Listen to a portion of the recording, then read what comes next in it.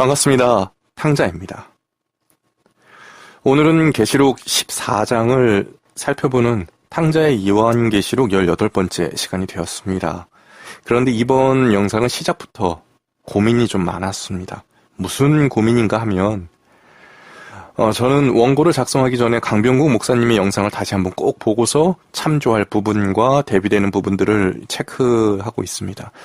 그런데 이번에 다룰 계시록 14장 내용은 강병국 목사님의 설교를 이미 여러 번 봤음에도 저를 너무나 감동시켰습니다.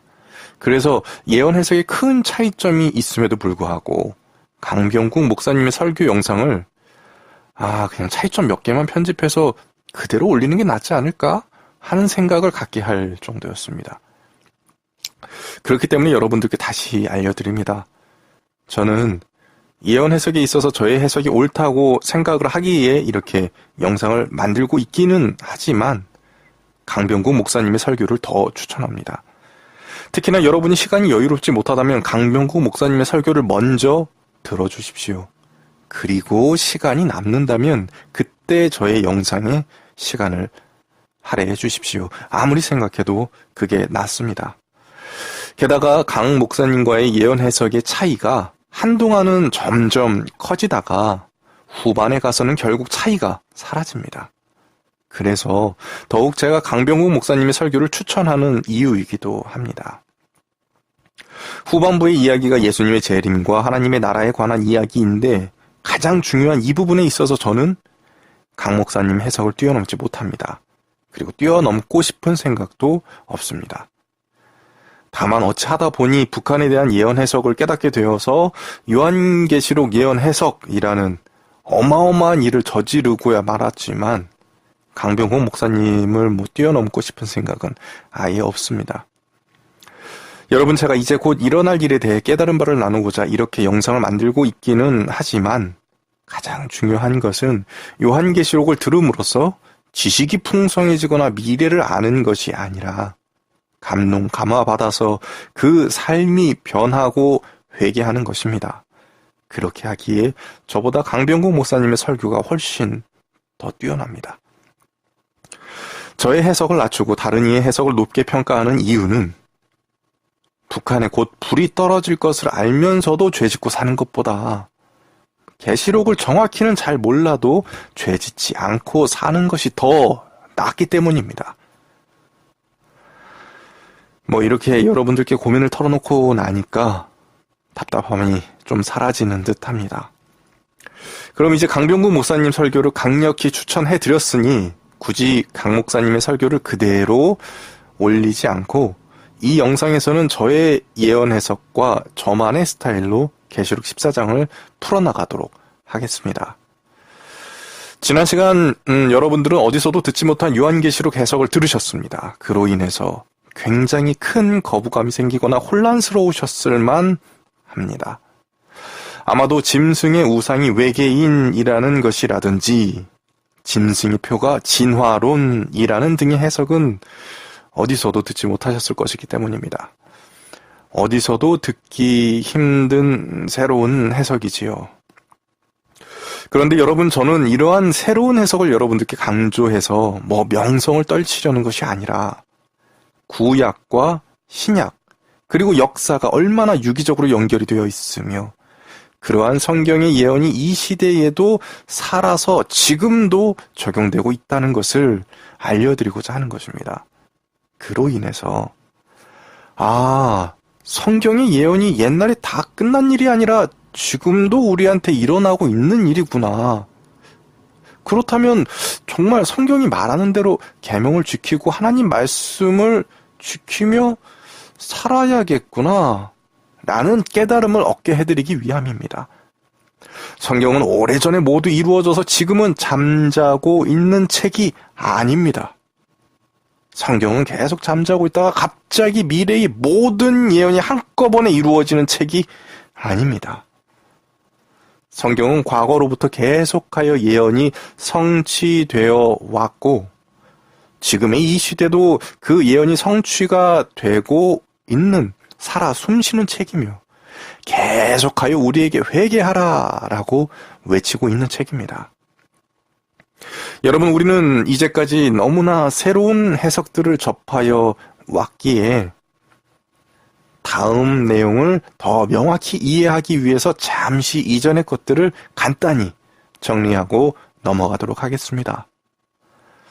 먼저 다니엘서 2장의 신상 예언을 통해서 우리는 인간들이 열심히 만들어 세워놓은 문화와 문명과 제도, 시스템 등이 언젠가는 인간의 손타지 않은 뜨인 돌, 즉 하나님의 나라에 의해서 무너지고 부셔질 것을 알게 되었고, 다니엘서 7장을 통해서는 그 신상의 각 부위가 이 지구 역사의 패권국들이라는 것을 알게 되었습니다. 즉, 이 세상은 앞으로 몇천 년 혹은 몇만 년 계속하여 지속될 세상이 아니라 이제 곧 하나님의 나라가 이 땅에 임함으로 끝이 날 것입니다. 여러분, 우리는 마지막 시대에 살고 있는 것입니다. 그리고 그러한 아주 오래된 다니엘의 예언이 이후 요한계시록의 예언과 짝을 이루어 그 닫혀있던 다니엘서의 예언이 풀리게 되었다는 것을 역사를 통해 우리는 확인을 하였고, 요한계시록에서 그 패권국들의 역사적 흐름을 일곱 나팔 예언을 통해서 더 자세히 알려주고 계시다는 것을 우리는 연구를 통해서 또 알게 되었습니다. 그리고 결국 패권국들의 역사를 알려주는 일곱 나팔 예언과 교회의 역사를 예언해 주었던 일곱 교회와 일곱인의 예언, 이것이 1700년대에 아주 정확하게 합쳐지는 것을, 그 1755년에 일어났던 리스본 지진을, 대지진을 예로 들었었지요. 정확하게 합쳐지는 것을 우리는 두 증인 예언을 연구하면서 살펴본 바가 있습니다. 즉, 라오디게아 교회 시대의 끄트머리인 바로 지금의 이 시대는 정말 마지막 중에서도 마지막 시대인 것입니다. 이제 예수님의 재림의 때가 정말 얼마 남지 않은 것입니다. 특히나 우리는 마지막 짐승이 미국이라는 것을 성경과 역사와 국제 정세를 통해 확인하였습니다. 그 마지막 짐승인 미국이 이전의 짐승이었던 로마 교황청의 그 뜻을 받들어서 외계인이라는 짐승의 우상을 퍼뜨리고 진화론이라는 짐승의 표를 전 세계에 각인시켜 놓은 것을 지난 시간 확인하였습니다. 이러한 것들로 저와 함께 예언 연구를 하고 계시는 분들이라면 지금이 정말 마지막 때라는 것을 너무도 확실히 알게 되셨을 것입니다. 이렇듯 예언이 역사와 정확히 일치하고 마지막 때에 다가갈수록 큰 그림에서 점차 작은 그림으로, 그러니까 아주 자세한 것까지도 알 수 있는 작은 그림으로 바뀌어 가고 있는 것입니다. 이렇게 점차 마지막 때를 자세히 알려주고 계시는 것은 성경이 살아있는 책이라는 것을 믿게 하여서 제발 회개하라고 알려주시는 것입니다. 그리고 마지막 때를 제발 좀 알아서 이제라도 회개하라고 알려주시는 것입니다. 이러한 것들을 깨달아 하나님의 인을 이마에 받은 사람과 그렇지 않고 그냥 살고 싶은 대로 살며 짐승의 표를 이마와 오른손에 받은 이들이 어떠한 모습을 보여주는지를 지금의 이 14장은 알려주고 있습니다. 하나님의 인을 받은 무리는 하나님을 경외하고 경배하며 기쁨의 찬양을 부르며 구원받을 것이고, 그렇지 않고 짐승의 표를 받은 무리는 심판을 받아 그 피가 땅에 가득할 것입니다. 그 내용 중에서 5절까지는 14만 4천의 모습이 먼저 묘사가 되어 있습니다. 그 모습을 함께 보시겠습니다. 또 내가 보니 보라, 어린 양이 시온산에 섰고 그와 함께 14만 4천이 섰는데 그 이마에 어린 양의 이름과 그 아버지의 이름을 쓴 것이 있도다. 내가 하늘에서 나는 소리를 들으니 많은 물소리도 같고 큰 뇌성도 같은데 내게 들리는 소리는 검은 곳 타는 자들의 그 검은 곳 타는 것 같더라. 저희가 보호자와 내 생물과 장로들 앞에서 새 노래를 부르니 땅에서 구속함을 얻은 14만 4천인 밖에는 능히 이 노래를 배울 자가 없더라. 이 사람들은 여자로 더불어 더럽히지 아니하고 정절이 있는 자라. 어린 양이 어디로 인도하든지 따라가는 자며 사람 가운데서 구속을 받아 처음 익은 열매로 하나님과 어린 양에게 속한 자들이니 그 입에는 거짓말이 없고 흠이 없는 자들이더라. 계시록 14장 1절로 5절 말씀. 1절부터 굉장히 함축적이고 중요한 말씀을 해주고 계십니다. 어린 양이 시온산에 섰고 그와 함께 14만 4천이 섰으며 그 이마에 어린 양의 이름과 그 아버지의 이름을 쓴 것이 있다라고 되어 있습니다. 어린 양은 예수 그리스도를 뜻한다는 것은 이제 모두 쉽게 아실 것입니다. 그렇다면 시온산은 무엇을 의미하는 것일까요? 여러분, 시온산의 그 중심에는 성전이 있습니다. 그래서 시온산은 성전산이라고도 하지요. 바로 아브라함이 이삭을 바치려고 했던 그 모리아산이 이 시온산입니다. 그런데 그 성전의 그 중심에는 바로 지성소가 있습니다. 그리고 그 지성소의 핵심은 바로 언약궤입니다. 그런데 그 언약궤에 무엇이 있었습니까? 바로 십계명과 만나와 아론의 쌍난 지팡이입니다. 이것은 하나님의 뜻과 말씀이 있는 것입니다. 그리고 14만 4천의 의미가 무엇이라고 알려드렸었지요. 탕자의 요한계시록 11편에서 우리는 14만 4천에 대해서 자세히 알아본 바가 있습니다. 이것은 실제 14만 4천 명의 사람을 뜻하는 것이 아니라 상징적인 숫자라는 것을 알려드렸었지요.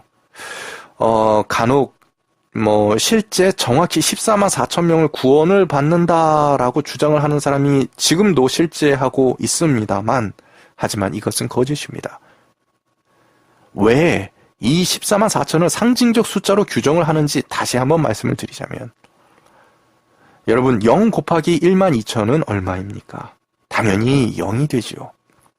아무리 복잡한 숫자를 곱하더라도 0을 곱하면 무조건 0이 됩니다. 마찬가지로 상징수 곱하기 1만 2천은 무엇이 됩니까? 당연히 상징수가 됩니다. 더 이상 논란의 여지 없이 상징수가 되어버립니다.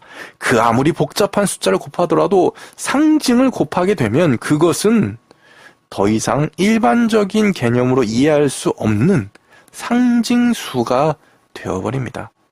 그런데 바로 이 14만 4천이라는 숫자가 상징 곱하기 1만 2천인 것입니다. 그러니 14만 4천이라는 숫자 전체가 상징수인 것입니다. 바로 이것을 정확하게 알려주는 것이 요한계시록 7장 4절로 8절 말씀입니다. 내가 입맞은 자의 수를 들으니 이스라엘 자손의 각 지파 중에서 입맞은 자들이 14만 4천이니 유다 지파 중에 입맞은 자가 1만 2천이요 루벤 지파 중에 1만 2천이요 갓 지파 중에 1만 2천이요 아셀 지파 중에 1만 2천이요 납달리 지파 중에 1만 2천이요 므낫세 지파 중에 1만 2천이요 시므온 지파 중에 1만 2천이요 레위 지파 중에 1만 2천이요 이사갈 지파 중에 1만 2천이요 스불론 지파 중에 1만 2천이요 요셉 지파 중에 1만 2천이요 베냐민 지파 중에 입맞은 자가 1만 2천이라. 보시다시피 14만 4천이라는 숫자는 12지파, 12지파 곱하기 1만 2천입니다. 그런데 여러분, 이스라엘의 실질적인 12지파는 과거 북이스라엘이 멸망하면서 이미 끝난 것입니다. 솔로몬의 시대 이후 북이스라엘 10지파와 남유다 2지파로 이스라엘이 두 나라로 분열이 되고 나서 북이스라엘이 하나님을 버리고 우상 숭배하고 자기 멋대로 살더니 먼저 멸망을 하고 말았습니다. 당시 북이스라엘의 10지파는 그 이후로 흔적을 찾기 어려울 정도로 흩어져 버리고 맙니다. 그러다가 그 이후에 남유다마저도 그 두 지파마저도 바벨론에 함락되어서 그 두 개의 지파마저도 정통성을 온전히 유지하기가 힘들어지고 말았습니다. 그래서 실질적으로 이스라엘은 사도 요한이 태어나기 400여 년 전에 12지파가 흩어져 버려서 유지되지 못했습니다. 유명무실해져 버린 것입니다. 그렇다면 여러분, 요한계시록에서 말하는 12지파가 실제 이스라엘 12지파이겠습니까? 아니면 상징적인 의미이겠습니까? 당연히 상징적인 의미의 12지파인 것입니다. 요한계시록에서 말하는 12지파는 이스라엘의 12지파를 말하는 것이 아닌 영적인 이스라엘을 상징적으로 나타낸 것입니다. 게다가 이것을 더욱 확실하게 해주는 것이 또 있습니다. 그것은 바로 12지파는 단 지파와 에브라임 지파가 원래 들어가 있는데 지금의 이 요한계시록의 12지파는 그 단지파와 에브라임 지파가 빠지고 그 자리에 므낫세 지파와 요셉 지파가 들어가 있습니다. 즉, 이 12지파는 이 요한계시록에서 말하고 있는 12지파는 우리가 익히 알고 있는 이스라엘의 12지파가 아니라 계시록 상에서 구원받을 자들의 성격을 상징적으로 알려주는 상징적 표현입니다. 그리고 이어서 그 뜻을 보자면 지금 보고 계시는 계시록 14장에서는 14만 4천의 그 이마에 어린 양의 이름과 그 아버지의 이름을 쓴 것이 있다라고 14장에서는 표현이 되지만 앞서 배웠던 계시록 7장에서는 하나님의 인치심을 받은 자라며 14만 4천이 표현이 됩니다. 즉 이마에 어린 양의 이름과 그 아버지의 이름을 쓴 것이 있다라는 말이 곧 그 이마에 하나님을 인치심을 받았다라는 말과 같은 의미인 것입니다. 그리고 이 뜻은 곧 하나님의 그 뜻과 말씀과 계명을 자신의 머리에 새겨서 그 뜻대로, 그 말씀대로, 그 계명대로 행동하며 살고 있는 자들을 의미하는 것입니다. 그래서 2000년 전의 사도 요한도 하나님의 인치심을 받은 자이며 3500년 전의 모세도 하나님의 인치심을 받아서 그 말씀대로 계명대로 산 자인 것입니다. 즉 다시 말해서 14만 4천이라는 상징적인 사람들은 마지막 때가 되어서야 나타나기 시작하는 무리가 아니라 계시록 12장에서 저희가 연구하였던 해를 입고 달을 밟고 머리에 12별의 면류관을 쓰고 있는 여인이라는 그 시대를 초월한 상징적 표현과도 같이 시대를 초월하여서 하나님의 말씀에 순종하는 전 시대적인 무리를 의미하는 것입니다. 그래서 2000년 전 사도 요한도 14만 4천인 것이고 3500년 전의 모세도 14만 4천인 것입니다. 하지만 짐승의 표와 짐승의 우상은 이것과 좀 다릅니다. 우리가 전 시간 계시록 13장을 다루면서 보았듯이 계시록상의 짐승의 우상이라는 것은 새끼 양 같은 짐승이 올라오고 난 이후에 세워지는 우상이 진정한 짐승의 우상이고 그와 함께 강요되는 것이 우리가 연구하였던 짐승의 표였습니다. 그렇기 때문에 14장에 언급된 짐승의 표를 받는 자들은 마지막 때가 되어서야 생겨나는 무리들이 맞습니다.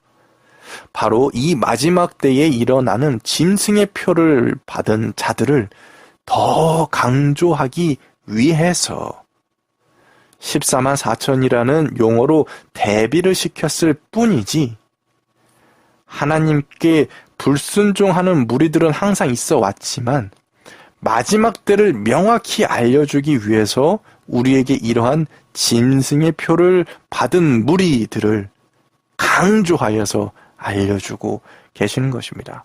다시 말해서 14만 4천은 시대를 초월하여 과거로부터 있어왔던 하나님께 순종하는 자들, 그러한 계명을 지키는 무리이고 짐승의 표를 받은 자들은 마지막 시대에 생겨나는 불순종하는 무리들인 것입니다. 특히나 이전 시간에 짐승의 우상과 짐승의 표에 대한 비밀을 알게 된 우리는 이것이 아주 자연스럽고 역사와도 부합하는 해석이라는 것을 잘 알 것입니다.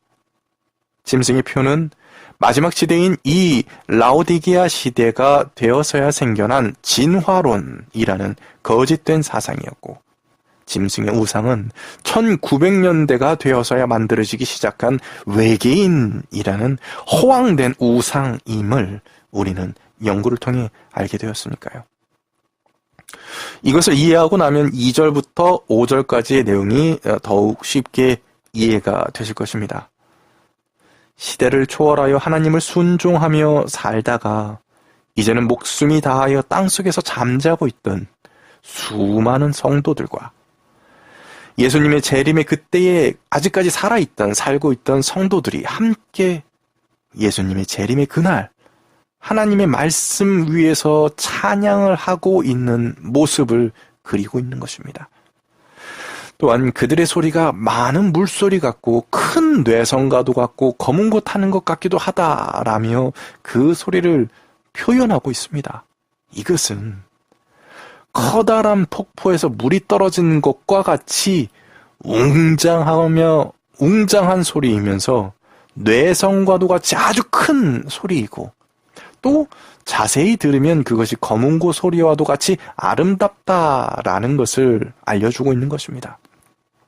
마치 우리가 찬양 집회에서 성도들의 찬양 소리를 멀리서 들으면 막 웅성웅성 하는 그런 소리 같다가 가까워지면 엄청나게 큰 소리가 들리고 그 안에서 함께 찬양하게 되면 그 찬양이 너무나도 아름답게 느껴지는 것과 마찬가지입니다.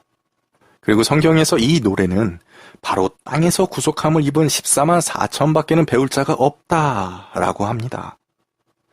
바로 진정 여호와를 경외하는 자들만이 알 수 있는 여호와에 대한 찬양인 것입니다.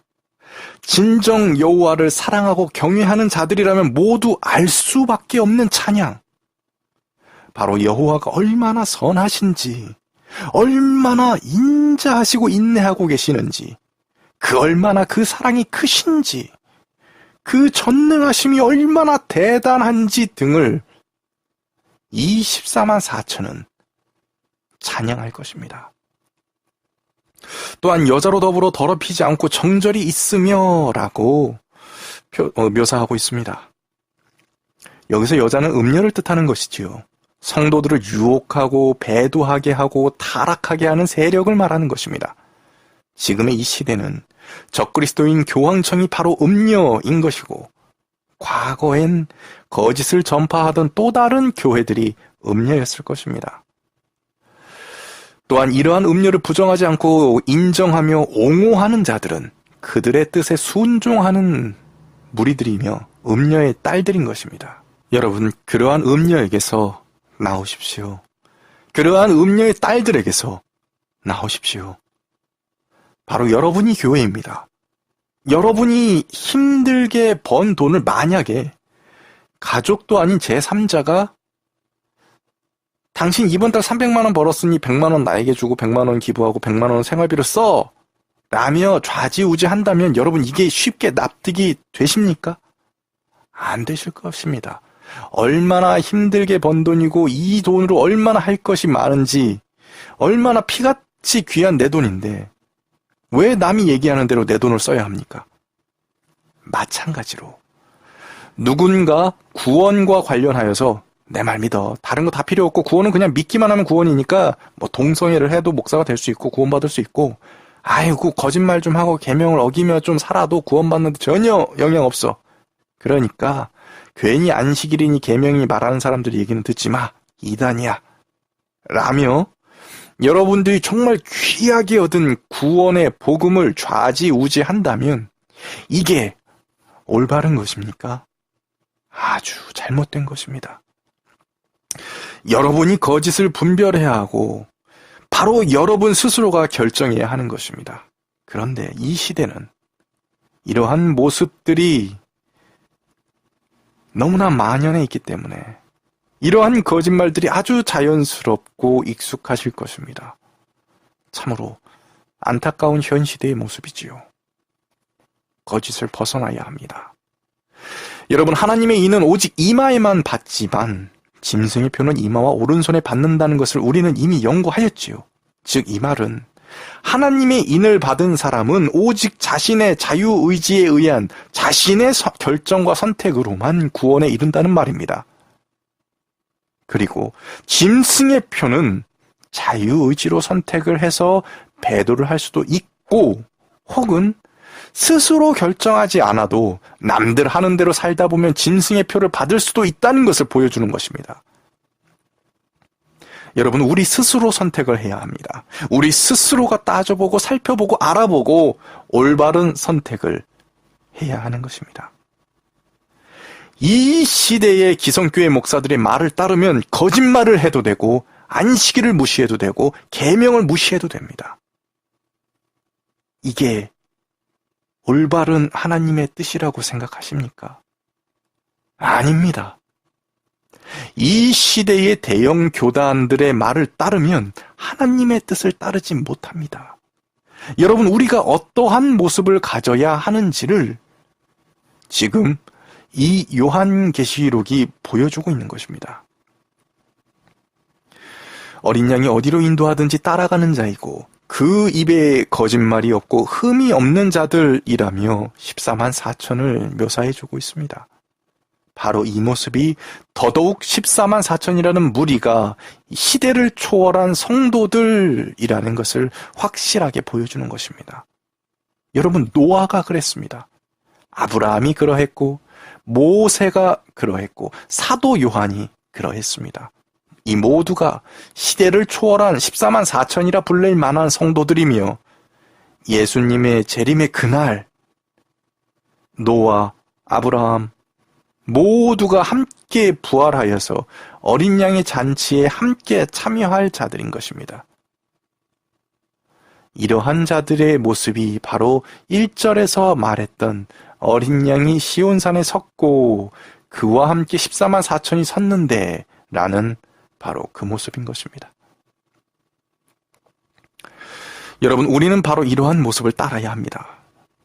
돈 잘 버는 사람의 모습을 따르는 것이 아니라 잘생기고 잘 나가는 사람의 모습을 따르는 것이 아니라 인기 많고 유명한 사람의 모습을 본받고 따르는 것이 아니라 바로 이 14만 4천의 모습을 따라야 합니다. 어린 양이 어디로 인도하든지 따라가는 자이고 그 입에 거짓말이 없고 흠이 없는 자의 모습입니다. 바로 이 모습이 우리의 모습이 되어야 하는 것입니다. 그리고 이러한 자들을 처음 익은 열매라고 표현을 하십니다. 바로 이것은 이스라엘에서 추수 때에 제사장이 가장 잘 익은 열매를 먼저 선별하여 거두어서 하나님께 먼저 바쳤던 것에서 나온 말입니다. 이와 같이 우리는 대제사장 직분을 맡고 계시는 예수님에 의해서 선별되어 재림의 그날 하늘 아버지께로 올라갈 자들인 것입니다. 그래서 우리를 향해 처음 익은 열매라고 표현하신 것입니다. 저는 너무너무 이러한 처음 익은 열매에 속하고 싶습니다. 그 열망이 너무 강해서 세상적인 것들을 다 버리고서라도 그러한 자가 되고 싶습니다. 여러분은 어떠하십니까? 세상적인 것들이 더 좋으십니까? 아니면 세상적인 것을 버리고 처음 익은 열매가 되고 싶으십니까? 여러분, 처음 익은 열매가 되는 것이 훨씬 더 낫습니다. 너무나도 큰 영광이고 진정한 기쁨입니다. 그리고 그 방법은 너무나도 단순합니다. 그저 회개하는 것입니다. 세상을 버리고 돌이키는 것입니다. 다음 구절을 보시겠습니다.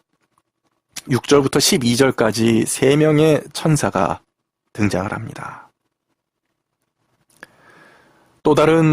또 보니 다른 천사가 공중에 날아가는데 땅에 거하는 자들 곧 여러 나라와 족속과 방언과 백성에게 전할 영원한 복음을 가졌더라. 그가 큰 음성으로 가로되 하나님을 두려워하며 그에게 영광을 돌리라. 이는 그의 심판하실 시간이 이르렀음이니 하늘과 땅과 바다와 물들의 근원을 만드신 이를 경배하라 하더라. 또 다른 천사 곧 둘째가 그 뒤를 따라 말하되 무너졌도다 무너졌도다 큰 성 바벨론이여 모든 나라를 그 음행으로 인하여 진노의 포도주로 먹이던 자로다 하더라. 또 다른 천사 곧 셋째가 그 뒤를 따라 큰 음성으로 가로되 만일 누구든지 짐승과 그의 우상에게 경배하고 그 이마에나 손에 표를 받으면 그도 하나님의 진노의 포도주를 마시리니 그 진노의 잔에 섞인 것이 없이 부은 포도주라. 거룩한 천사들 앞과 어린 양 앞에서 불과 유황으로 고난을 받으리니 그 고난의 연기가 세세토록 올라가리로다. 짐승과 그의 우상에게 경배하고 그 이름의 표를 받는 자는 누구든지 밤낮 쉼을 얻지 못하리라 하더라. 성도들의 인내가 여기 있나니 저희는 하나님의 계명과 예수 믿음을 지키는 자니라. 계시록 12장 6절로 12절.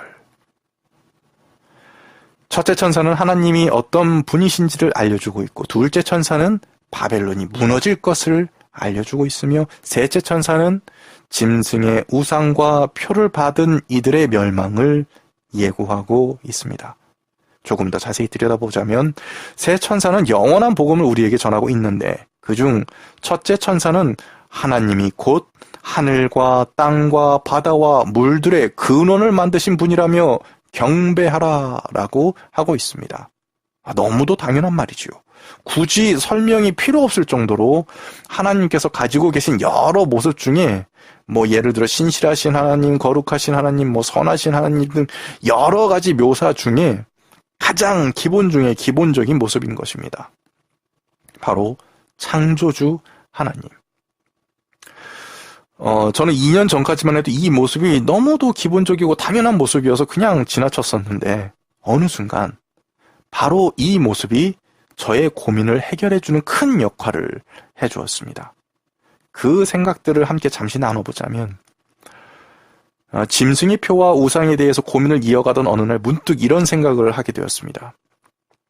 강병국 목사님은 짐승의 우상이 아직 안 일어났다고 하시지만 분명 여러 가지 징조들로 봤을 때 재림의 그날이 진짜 멀지 않은 것 같은데, 짐승의 우상과 짐승의 표가 이미 우리 속에 있는 거 아닐까? 그렇다면 분명히 성경에 그 힌트가 있을 것 같은데 그게 뭘까? 라는 이러한 고민을 이어가다가 13장에서 짐승의 표와 우상이 나왔었죠. 그 바로 다음 장인 이 14장에 관심을 좀 가지게 되었습니다. 아니, 왜 짐승의 우상과 짐승의 표를 알려주신 바로 다음 장인 이 14장에서 다시금 짐승의 표를 강조하시면서 굳이 여호와의 모습으로 창조주 하나님의 모습을 강조하시는 것일까? 사랑의 하나님도 있고 거룩하신 하나님도 있고 신실하신 하나님도 있고 너무너무 많은 수식어가 있는데 왜 하필 창조의 하나님을 강조하는 것일까?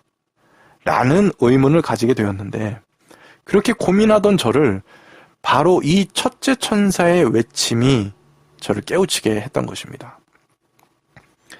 아주 기본적인 하나님의 모습, 아주 당연한 하나님의 모습, 그 누구도 인정할 수밖에 없는 하나님의 모습, 바로 창조주 하나님. 이 모습을 부정한다는 것은 결코 구원에 이를 수 없는 것이었습니다. 짐승의 표, 바로 그 조건과도 부합하는 것이었습니다. 더군다나 이러한 창조주 하나님의 모습을 부정하는 흐름은 마지막 시대인 1800년대 중반이 되어서야 생겨난 기이하고도 새로운 사상이었습니다. 그것이 바로 진화론이었습니다. 바로 세 천사가 외치는 영원한 복음 중에서도 첫째가 되고 가장 기본이 되는 것이 하늘과 땅과 바다와 물들의 근원을 만드신 이를 경배하라 라는 이유가 그만큼 이것이 중요하고 그만큼 이것이 위협을 받을 것이라는 것을 알려주고 계시는 것입니다. 이러한 하나님의 그 모습 중에 아주 기본적이고 당연한 창조의 모습을 대놓고 부정하고 있는 것이 바로 진화론인 것입니다.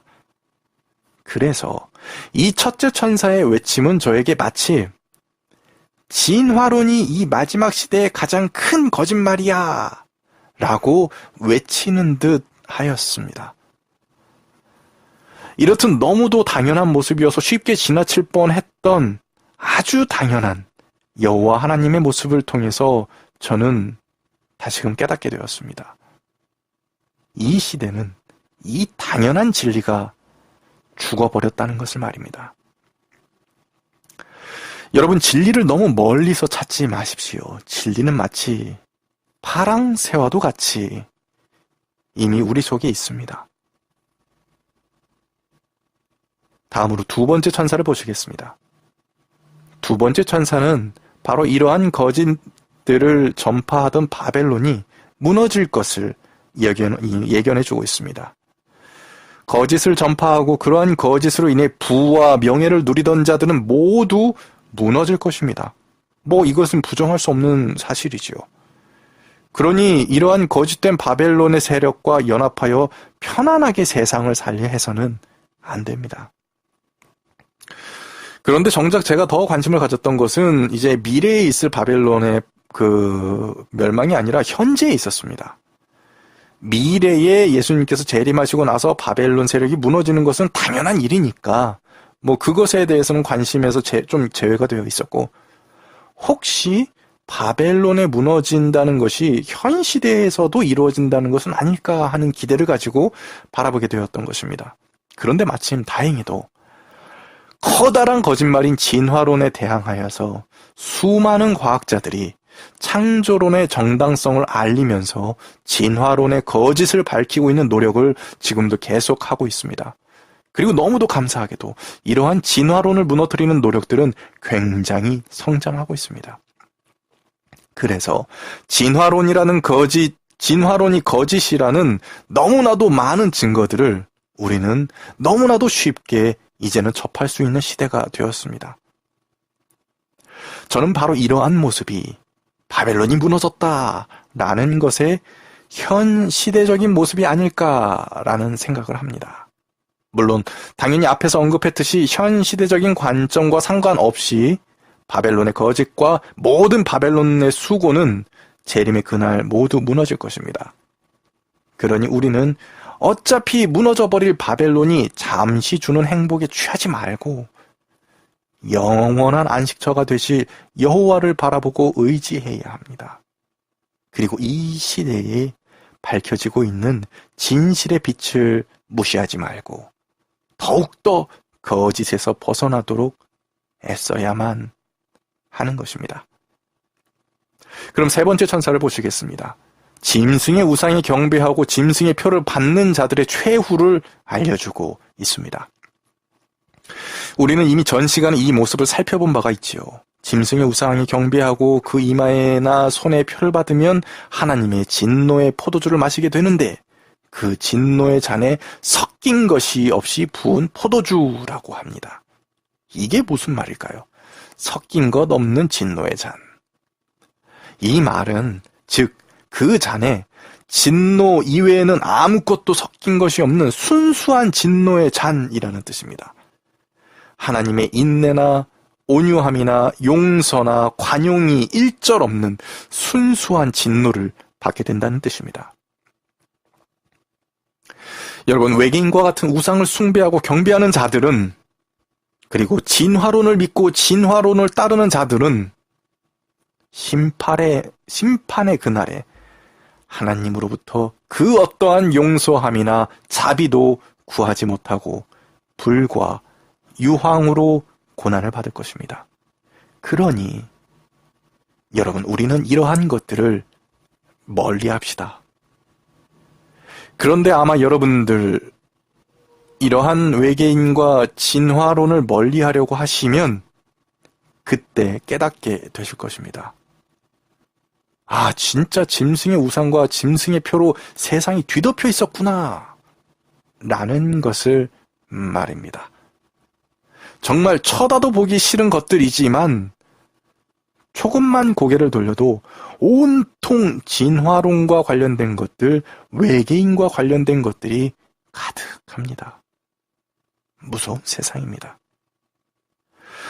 진화론과 외계인이라는 것을 적으로 돌리기 전에는 아마도 보이지 않으실 겁니다.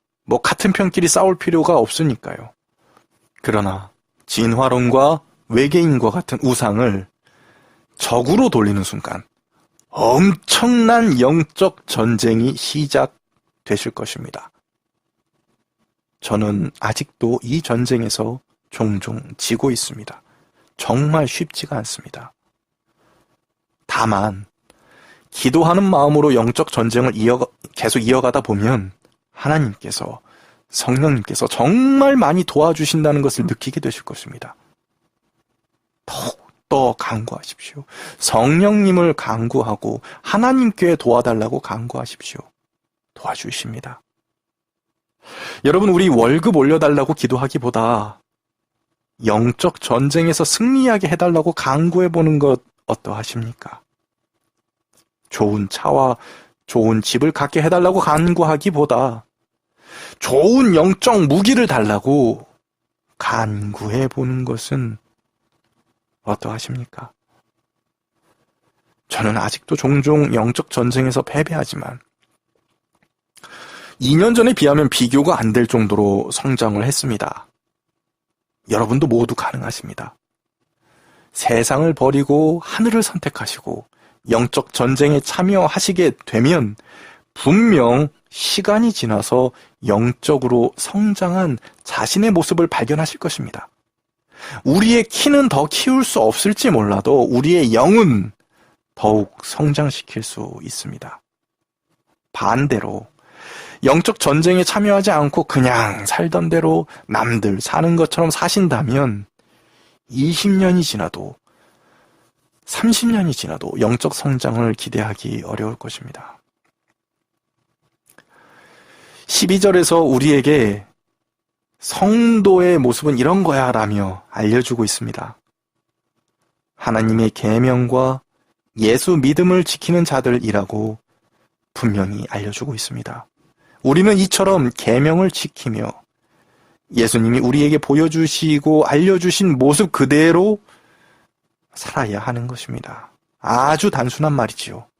그리고 아주 당연한 말입니다.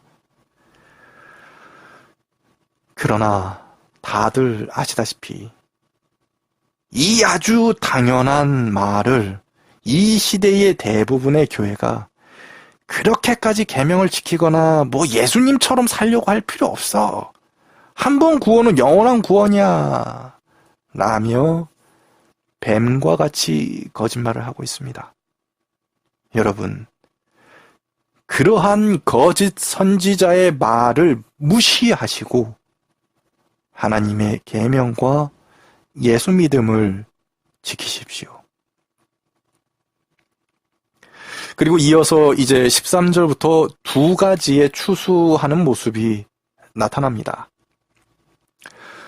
또 내가 들으니 하늘에서 음성이 나서 가로되 기록하라. 자금 이후로 주 안에서 죽는 자들은 복이 있도다 하시매 성령이 가라사대 그러하다. 저희 수고를 그치고 쉬리니 이는 저희의 행한 일이 따름이라 하시더라. 또 내가 보니 흰 구름이 있고 구름 위에 사람의 아들과 같은 이가 앉았는데 그 머리에는 금면류관이 있고 그 손에는 이한 낫을 가졌더라. 또 다른 천사가 성전으로부터 나와 구름 위에 앉은 이를 향하여 큰 음성으로 외쳐 가로되 내 낫을 휘둘러 거두라.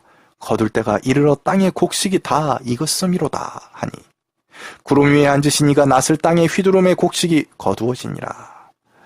또 다른 천사가 하늘에 있는 성전에서 나오는데 또한 이한 낫을 가졌더라. 또 불을 다스리는 다른 천사가 제단으로부터 나와 이한 낫 가진 자를 향하여 큰 음성으로 불러 가로되 내 이한 낫을 휘둘러 땅에 포도송이를 거두라. 그 포도가 익었느니라 하더라. 천사가 낫을 땅에 휘둘러 땅에 포도를 거두어 하나님의 진노의 큰 포도주 틀에 던지매 성 밖에서 그 틀이 밟히니 틀에서 피가 나서 말 굴레까지 닿았고 1600 스타디온에 퍼졌더라. 계시록 14장 13절로 20절. 여기서 말하는 첫 번째 추수는 첫 열매, 즉 구원받은 이들의 추수이고 두 번째 추수는 구원받지 못한 이들의 추수 모습입니다. 이것은 14만 4천, 즉 하나님의 말씀에 순종하고 계명을 지키는 무리들의 구원의 모습과 반대로 배도하여 하나님의 말씀에 순종하지 않고 계명을 지키지 않던 이들이 죽음을 맞는 모습을 추수라는 모습으로 표현한 것입니다. 바로 이스라엘에서 추수 때에 제사장이 먼저 가장 좋은 것들을 따로 먼저 추수하여서 하나님께 드리고 나머지를 이제 세상에 있는 사람들이 취하여 먹게 되는 모습과 아주 같은 것입니다. 그 추수하는 자들을 보자면 첫째로 구름 위에서 사람의 아들 같고 금멸관을 쓰고 이한낫으로 추수를 하시는 이가 바로 이 시대의 대제사장이신 예수 그리스도이신 것이며, 두 번째 추수인 이제 불을 다스리는 불을 다스리는 천사가 나오고 이한낫을 가진 이가 여호와께 순종치 않던 이들을 죽음으로써 다스리는 천사인 것입니다. 여호와를 경외하고 그 뜻에 순종하여 계명을 지키고 말씀을 따르는 자들은 예수 그리스도로 말미암아 재림의 그날, 추수의 그날, 계명을 지키던 자들은 하늘로 올려져 여호와 아버지 앞에 나아갈 것입니다. 반대로 여호와를 경외하지 않고 배도하고 순종하지 않고 계명을 어기던 자들은 불의 권세를 가진 천사로 말미암아 재림의 그날, 추수의 그날, 이 땅에서 그 피가 세상에 가득하도록 죽임을 당할 것입니다. 이와 같이 분명한 결론을 성경은 알려주고 있습니다. 이미 이 세상의 결론을 우리는 이렇듯 확실하게 알게 되었는데 굳이 계명을 지키지 않을 이유가 무엇입니까? 굳이 계명을 어겨가면서까지 얻으려 하는 것이 과연 무엇입니까? 쾌락입니까? 행복입니까? 돈입니까? 자존심입니까? 인기입니까? 부와 명예입니까? 여러분, 이미 우리는 이 세상의 결론을 알지 않습니까? 죽음 앞에 부와 명예와 자존심과 쾌락과 행복, 인기 따위가 무슨 소용이 있겠습니까? 이제 이 세상의 결론을 알았다면 우리 마음을 돌이켜서 세상을 사랑하기보다 하늘을 더 사랑하는 사람이 되도록 노력해 봅시다. 저는 참고로 이 모든 것을 다 사랑했었습니다. 정말 이 세상에 너무나도 심하게 중독이 되어 있었습니다. 그 아주 일부분만 말씀을 드리자면,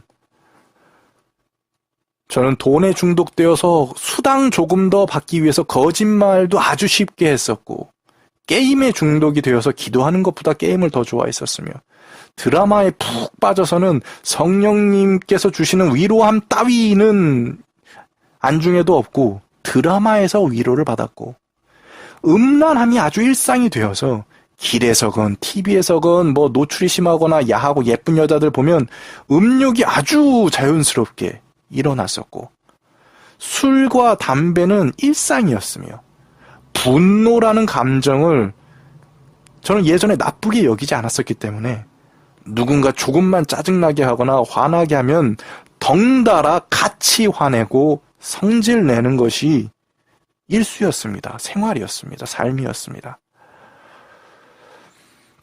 이랬던 제가 진실을 알고 나니 변하기 시작했습니다. 믿을 수 없게도 제가 술, 담배를 끊었습니다. 저는 제가 죽을 때까지 다른 건 다 끊어도 담배는 못 끊을 줄 알았습니다. 그런데 그걸 끊었습니다. 또한 아주 자연스럽던 거짓말이 이제는 부끄럽게 느껴지고, 그래서인지 거의 사라졌습니다. 게임과 드라마는 아주 멀리하게 되었고, 그 아주 자연스럽던 음란함을 일으키던 마음도 이제는 크게 변하여서 예전과 마음이 달라졌습니다. 분노하는 제 모습이 잘못되었다는 것을 깨닫고, 이제는 경건 훈련을 통하여서 그러한 모습들을 계속 고치고 있습니다. 여러분, 제가 깨달은 그 진실은 바로 우리가 방금 알게 된 그 결론과 같습니다.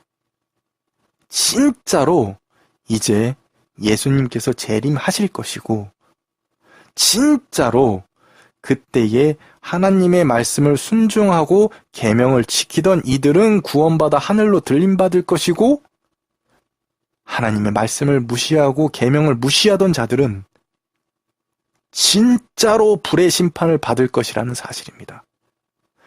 너무나도 단순하고 분명한 진리입니다. 그런데 한 가지 우리가 놓쳐서는 안 되는 것이, 여러분, 지금 말하고 있는 구원받는 자들과 구원받지 못하는 이들 두 무리는 모두 하나님의 교회 안에서 나오는 무리들이라는 것을 놓치지 마십시오. 여러분, 이 요한계시록은 하나님을 아예 믿지 않는 이들에게 외치는 메시지가 아니라 하나님을 믿는다고 하는 이들에게 외치는 경고입니다. 믿는 이들 중에서 순종하는 이들에게는 복음의 메시지가 될 것이고, 믿는다고 하면서 순종치 않는 이들에게는 경고의 메시지가 되는 것입니다. 여러분, 아벨을 죽였던 가인이 하나님을 믿지 않았습니까? 아닙니다. 믿으면서 순종치 않았습니다. 여러분, 이스라엘의 초대 왕이었던 사울이 하나님을 믿지 않았습니까? 아닙니다. 누구보다 하나님을 잘 알고 믿으면서 순종치 않았습니다. 그런데 지금의 이 시대는 마치 구약의 시대와 신약의 시대가 완전히 다른 시대라며, 구약은 율법의 시대, 신약은 복음의 시대여서 우리는 그냥 믿기만 하면 구원받아 라며 외칩니다. 여러분, 거짓입니다. 예수님을 입으로 믿는다 하면서 살인을 즐기는 자는 당연히 죽습니다. 예수님을 입으로 믿는다 하면서 동성애를 즐기는 자도 당연히 죽습니다. 예수님을 입으로 믿는다 하면서 거짓말을 즐기는 자도 똑같이 죽습니다. 예수님을 입으로 믿는다 하면서 계명을 어기는 것을 즐기는 자는 죽을 수밖에 없습니다. 제발 이 아주 단순하고 아주 자명한 이 진실을 알아주십시오. 부처를 믿는 사람이라면 부처 뜻대로 사는 사람인 것이고, 제우스를 믿는 사람은 제우스의 뜻대로 사는 사람입니다.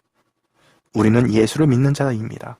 심지어 우리는 아주 자연스럽게 그 예수를 그리스도시요, 구주시요, 살아계신 하나님의 아들이라고 고백까지 하는 자들입니다. 그렇다면 당연히 예수님의 뜻대로 살아야 할 것입니다.